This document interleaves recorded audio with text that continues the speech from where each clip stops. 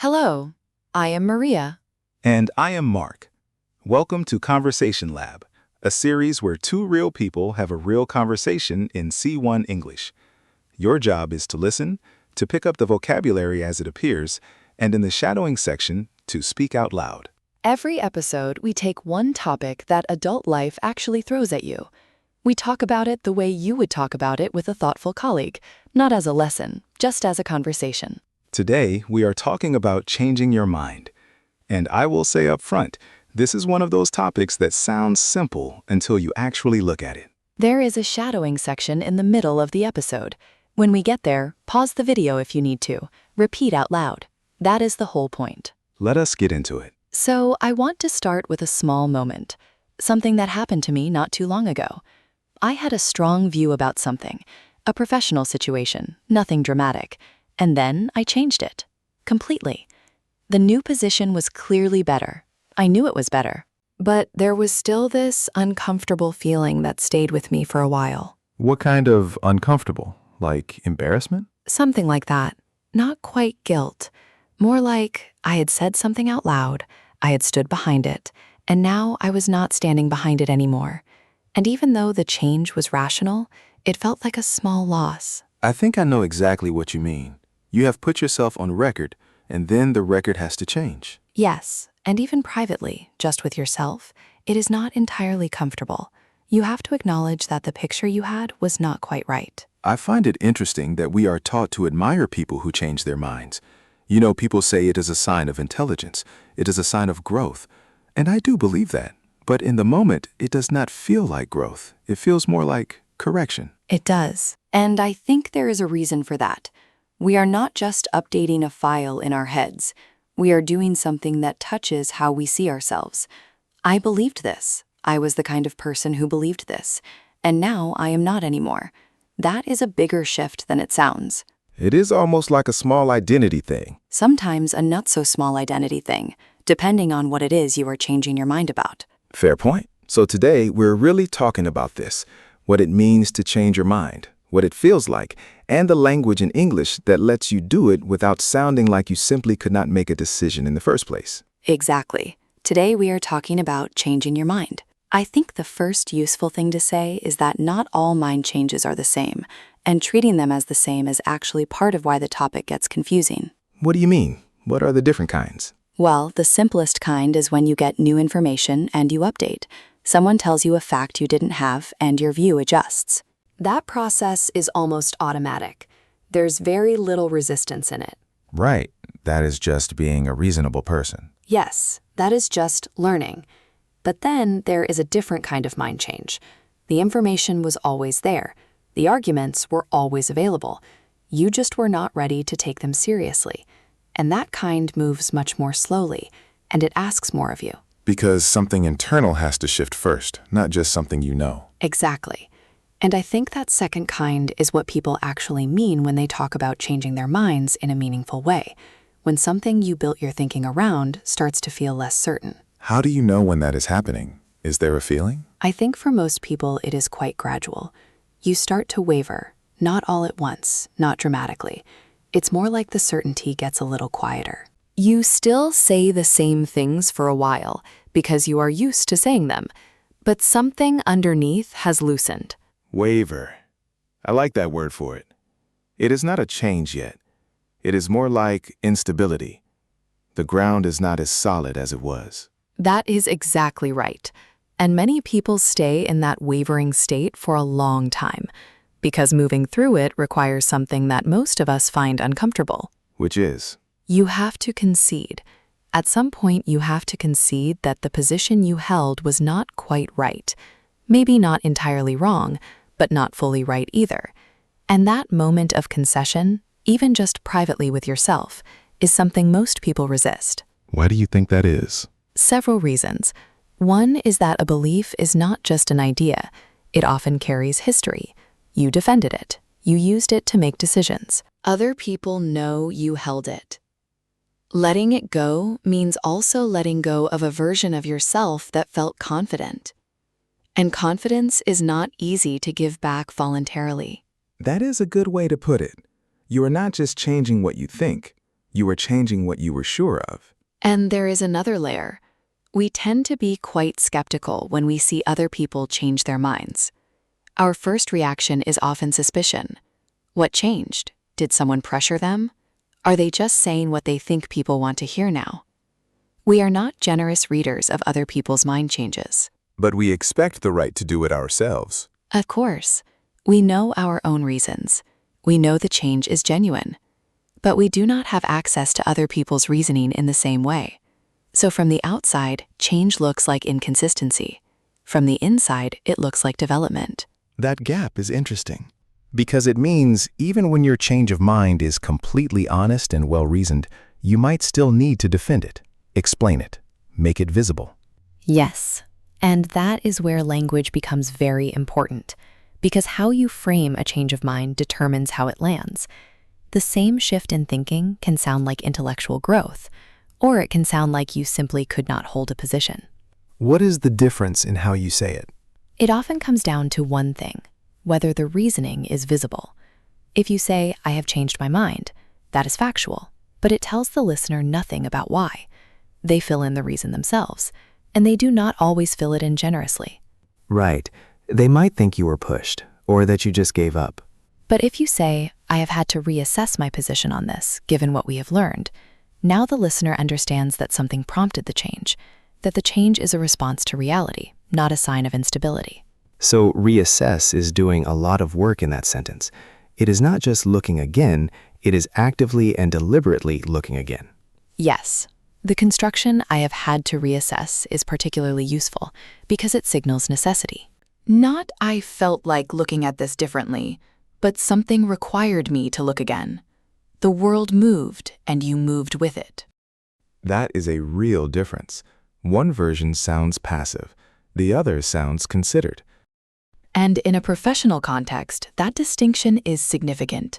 If you are in a meeting and you have reversed a previous recommendation, how you introduce that reversal will affect how people hear the new recommendation. The framing is not spin, it is accuracy. You are giving the listener the true account of what happened in your thinking. I want to push back on something, though, gently. Go ahead. Because I think there is a version of this, getting good at framing a change of mind as considered and evidence-based, that can become its own kind of avoidance. Like, what if the real reason you changed your mind was not evidence at all? What if it was just a feeling, a relationship, something that did not follow a logical process? That is a real and important complication, and I think you are right that it gets underrepresented in how we talk about this in English. Because professional English tends to reward the rational explanation, and sometimes the actual story is more human than that.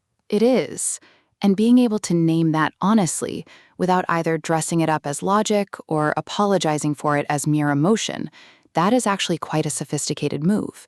It requires a different kind of language. What does it look like? Something like, "I cannot point to one specific reason, but over time my sense of this has really shifted." Or, "I find I no longer believe what I used to." That second one is interesting, "I find."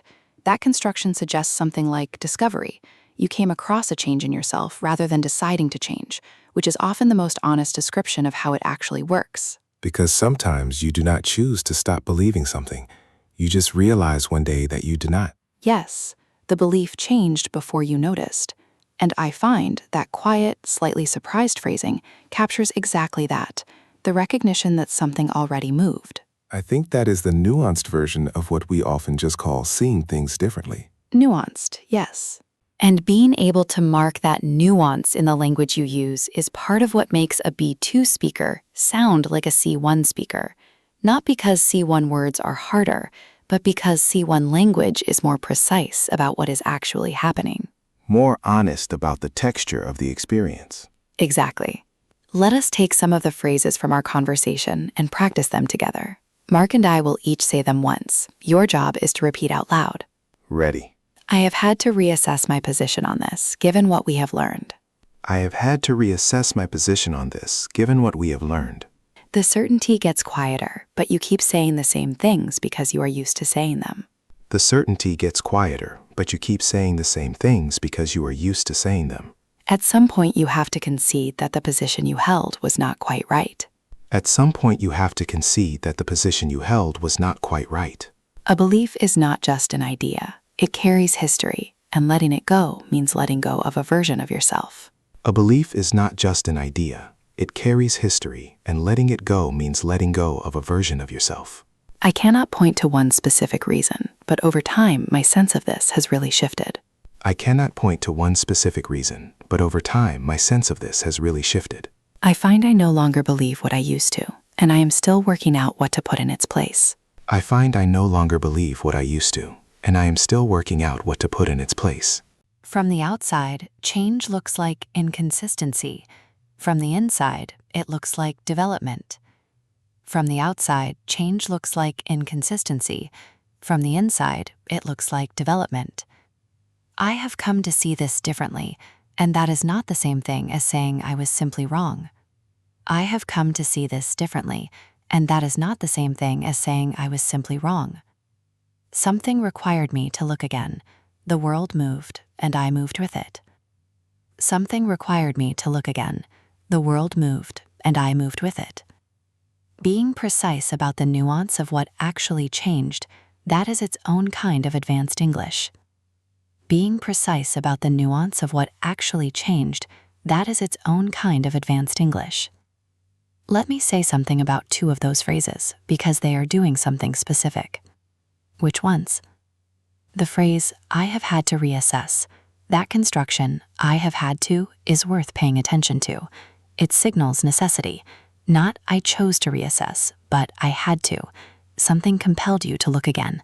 And when you say it that way, you are positioning the change as a response to something real, not as instability or indecision. It takes the personal out of it a little. Like, this was not about me being inconsistent.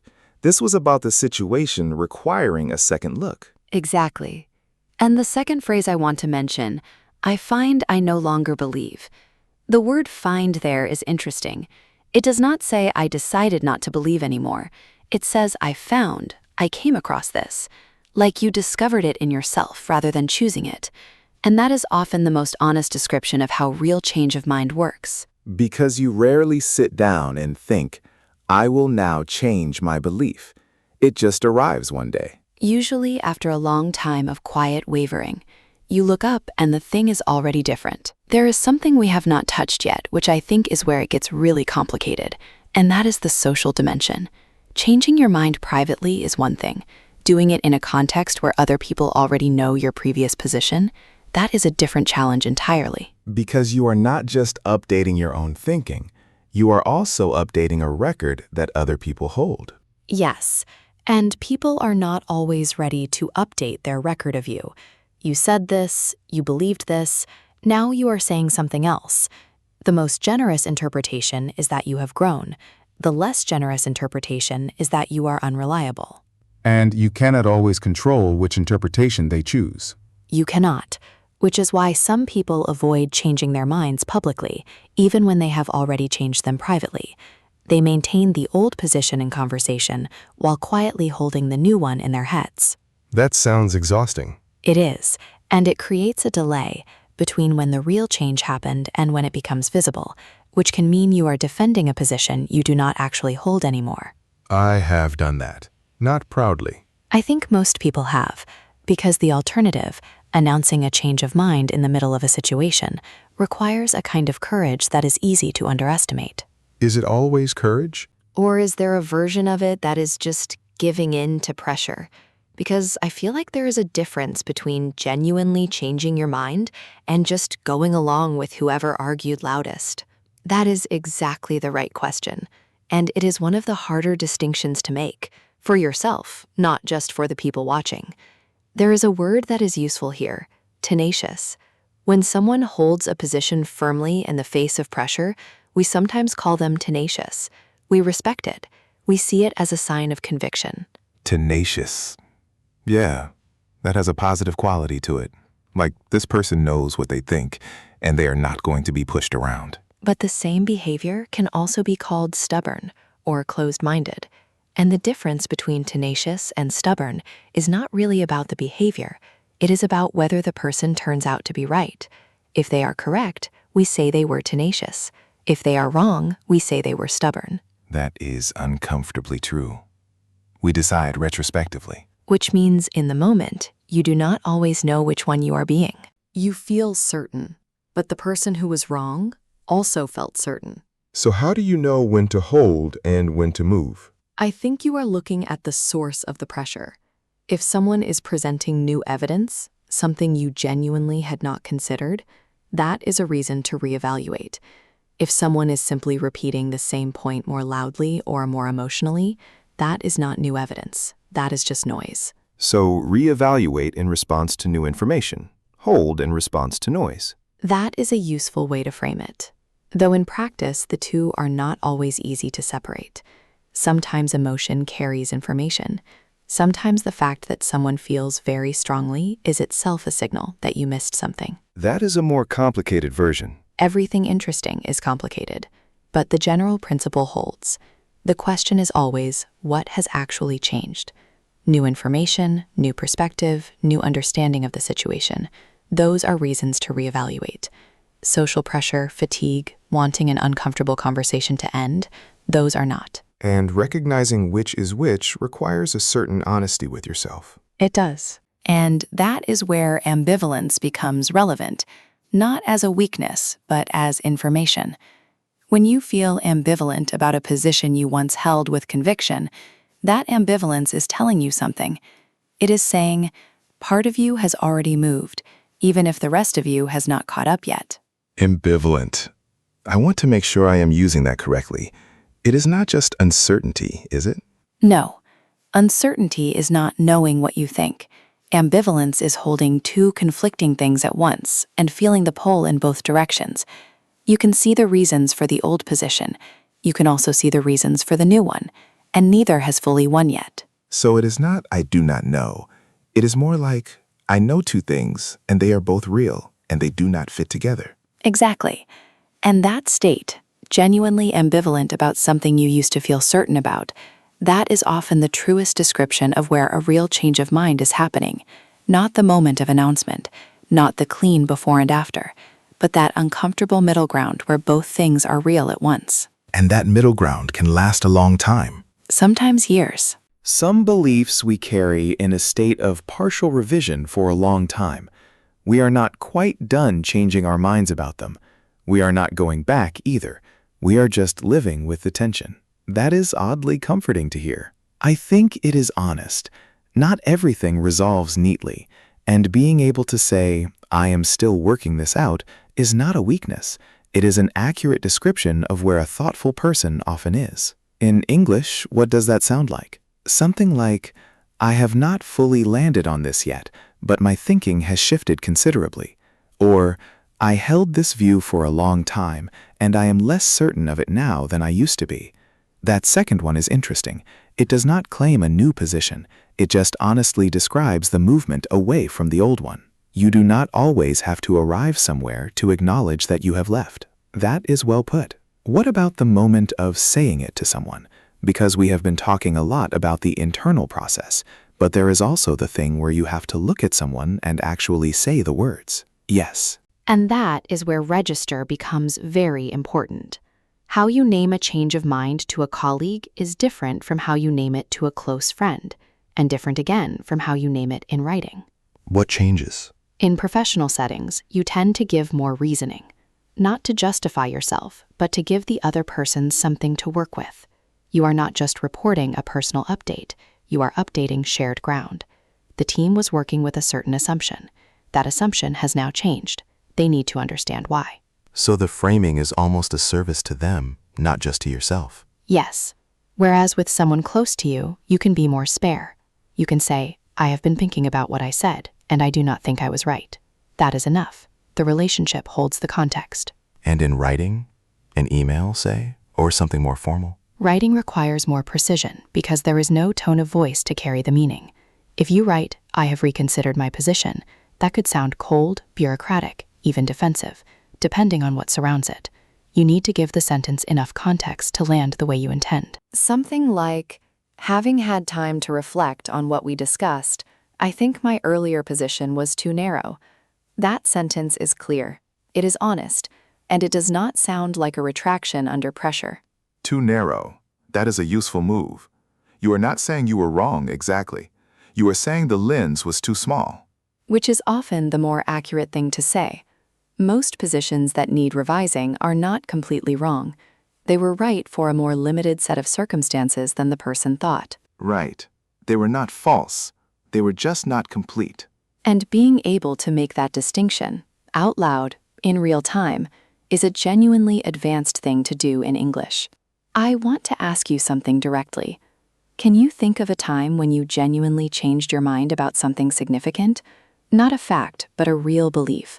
And what actually caused the shift? Yes, and it is something I held quite tenaciously for a long time, which feels relevant to everything we have been discussing. It was about asking for help. I had a very fixed conviction, deeply held, that asking for help was a sign you had not prepared well enough. That if you were competent, you should be able to work things out. I held that for years. It felt like a belief about what professionalism looked like. And then I worked with someone I really respected, a colleague who asked for help constantly. Not apologetically, not reluctantly, just matter-of-factly, as a normal part of working. And what I observed was that this person was not less competent than anyone else. They were often the most effective person in the room, and they got there faster because they did not waste time maintaining the appearance of not needing anything. I could not argue with what I was seeing. That was the shift. Not an argument, not something I read, just watching someone operate differently and realizing that my picture of what competence looked like was more limited than the reality. And was it uncomfortable, letting the old conviction go? Very. Because it was connected to how I saw myself. I was the person who did not need to ask, and giving that up felt like giving up something I had built. But I also felt genuinely ambivalent for a while. I could see what the evidence was showing me, and I could still feel how much I did not want it to be true. Two things real at once. Exactly. And it resolved slowly. I did not wake up one morning with a new position.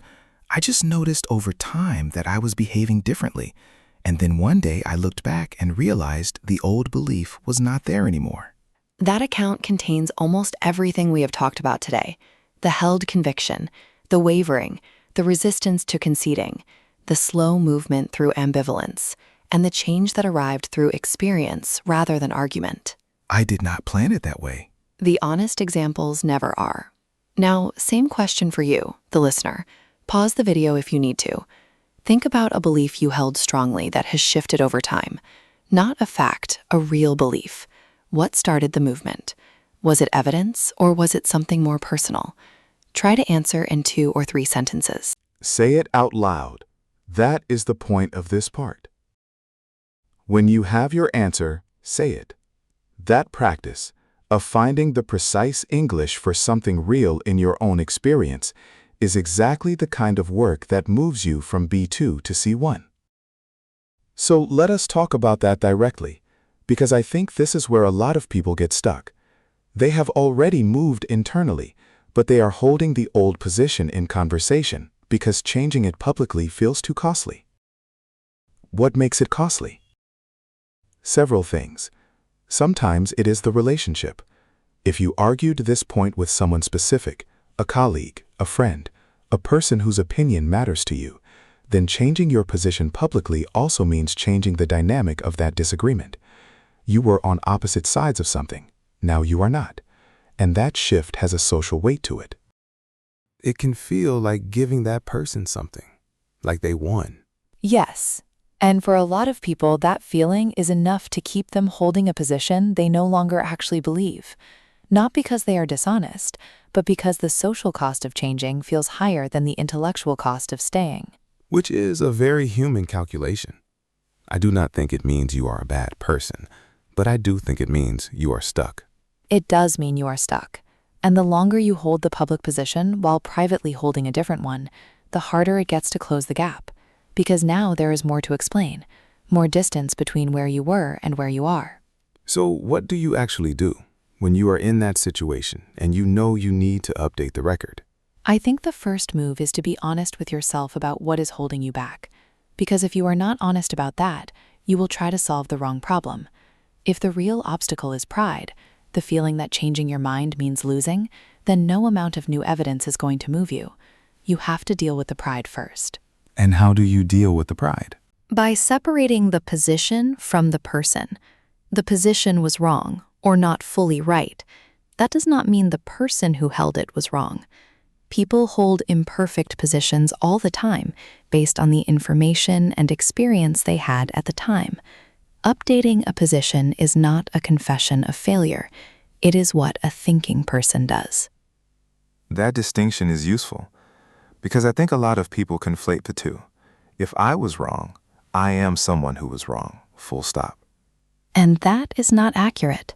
Being wrong about something specific at a specific time, based on what you knew then, that is not a character verdict. It is just an episode. And the response to that episode is not shame, it is re-evaluation. Re-evaluate, not just look at it again, actually assess it again with fresh eyes.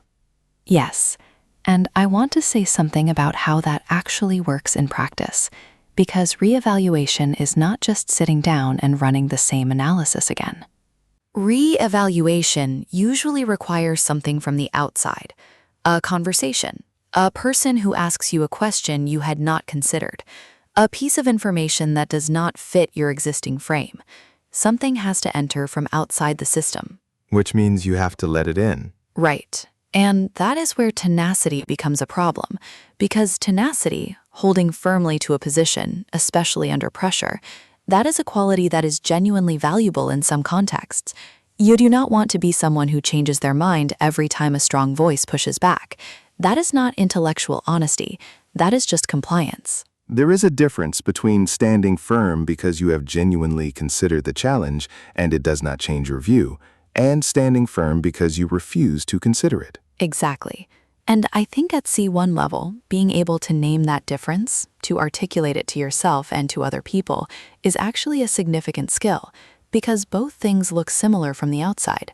Both produce the same result. You did not change your position, but internally they are completely different acts. One is integrity.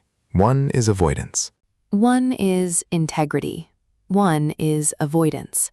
And most people, if they are honest, know which one they are doing. Okay, I want to try something. I want to ask you the question I think the listener is sitting with right now, which is it ever right to not change your mind? Like, is there a version of this where holding your position is the correct and courageous thing to do, and not just ego? Yes, absolutely. And I think this is the most important thing to say before we close this conversation. Not every challenge to your position deserves to move you. Some challenges are just noise. Some are social pressure dressed up as argument. Some are coming from people who have an agenda that has nothing to do with the truth of the question. So how do you tell the difference? A few things. First, where is the pressure coming from? If the pressure to change is coming from evidence, from new information, from a well-reasoned challenge to something you had not fully considered, that is worth taking seriously. If the pressure is coming from someone's discomfort with your position, or from a desire for social harmony, or from repetition rather than reasoning, that is not a reason to change. Repetition is not an argument. Repetition is not an argument. Saying the same thing louder is not an argument. And recognizing that is part of what keeps you from being moved by the wrong things. And the second? The second is to check whether you are actually engaging with the challenge or just defending against it, because those two things feel different from the inside. When you are genuinely engaging, you can say, here is what this challenge is actually claiming, here is where it might be right, and here is why I still hold my position despite that. When you are just defending, you are not really listening to the challenge. You are just looking for its weak points. The genuine version is harder. The genuine version is much harder, and it requires a kind of intellectual courage that is not always comfortable, but it is the only version that keeps your thinking honest. So, to summarize what I am hearing, the goal is not to change your mind easily, and it is not to hold it rigidly. The goal is something in between, something like to be genuinely open to being moved by the right things, for the right reasons. That is exactly right. And the English for that state, being genuinely open to being moved, is not a single word. It is something you say in full, because the nuance requires the full sentence. which is itself a useful thing to know about C1 English. Sometimes precision takes more words, not fewer. Sometimes. And being comfortable with that, not reaching for a shortcut, is part of what fluency actually sounds like. Okay, let us bring the listener in. Yes, here is the question for today. Think about a position you currently hold on something. Anything. It does not have to be dramatic. And ask yourself honestly, have I genuinely reevaluated this recently, or have I just been tenacious about it?